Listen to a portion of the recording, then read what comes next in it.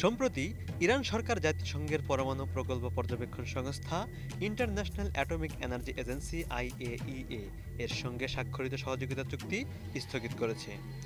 যে চুক্তি স্বাক্ষরের মাধ্যমে ইরান প্রতিশ্রুতি দিয়েছিল যে দেশটি কখনো পরমাণু অস্ত্র তৈরি করবে না, কিন্তু হঠাৎ এই চুক্তি স্থগিতের কারণে ইরান এবার পরমাণু অস্ত্র তৈরিতে কারো রক্তচক্ষু বা নিষেধাজ্ঞাকে পরোয়া করবে না বলে মনে করছেন অনেকে। রোববার ইরানের রাষ্ট্রায়ত্ত টেলিভিশনকে দেওয়া এক সাক্ষাৎকারে আরাগচি বলেন, আমরা আইএইএ এর সঙ্গে পরমাণু সহযোগিতা চুক্তি স্থগিত করেছি। জাতিসংঘ যদি এমন কোনো প্রস্তাব দেয় যা ইরানের অধিকার ও জাতীয় স্বার্থ রক্ষার জন্য সহায়ক, আমরা আবার চুক্তিতে ফিরে যাব। আপস গত ৬ জুন আইএইএ এক বিবৃতিতে জানিয়েছিল, ইরানের কাছে বর্তমান ৪০০ কেজি ইউরেনিয়াম মজুদ আছে। এই ইউরেনিয়ামের বিশুদ্ধতার মান ৬০%। এই বিশুদ্ধতা ৯০% উন্নীত করা যায়, তাহলে অনায়াসেই তা দিয়ে পরমাণু অস্ত্র তৈরি করা সম্ভব। আইএইএ এই বিবৃতি দেওয়ার কয়েকদিন পরেই ১২ জুন দিবাগত রাতে ইরানে বিমান অভিযান দ্য রাইজিং লায়ন শুরু করে ইসরায়েল।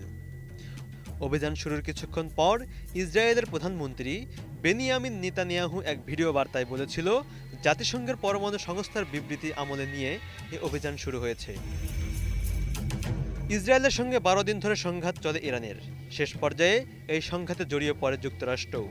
এই ১২ দিনের সংঘাতে ইরানের সেনাপ্রধান ও সামরিক বাহিনীর বেশ কয়েকজন উচ্চপদস্থ কর্মকর্তা এবং কমপক্ষে ১২ জন জ্যেষ্ঠ পরমাণু বিজ্ঞানী নিহত হন। ইরানের পরমাণু স্থাপনাগুলো ব্যাপকভাবে ক্ষয়ক্ষতি হয়, কিন্তু সেই ৪০০ কেজি ইউরেনিয়ামের হদিশ এখনও পাওয়া যায়নি।